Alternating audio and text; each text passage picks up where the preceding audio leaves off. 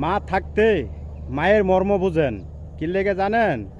মা যে সময় আপনারে না খাইয়া হাইরা আপনার নাইগা জমাই রাইখে দিছে, তখন বলে মা অনেক ভালো ছিল।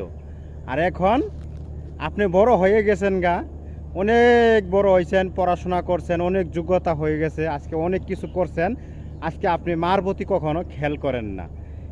একদিন আপনার মা ছাড়া বলে কোনো কেউ আপনার ডাকটা দিবে না। আপনার একটা কিছু হয়ে যাক, তারপরেও দেখতে পারবেন আপনার মা ছাড়া আপনার এই পৃথিবীর বুকে একমাত্র মা ছাড়া আর কেউ নাই। যার মা নাই একমাত্র একমাত্র মায়ের শব্দটা বুঝে, বলে মায়ের শব্দটা কি এরকম, যে মা শব্দের অর্থটা কীরকম।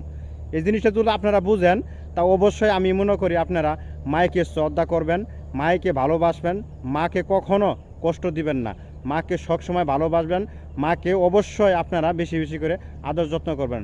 মা ছাড়া কখনো খাওয়া দাওয়া খাইবেন না, অবশ্যই মার জন্য দোয়া করবেন, মাকে অনেক অনেক বেশি ভালোবাসবেন। সবাই ভালো থাকবেন।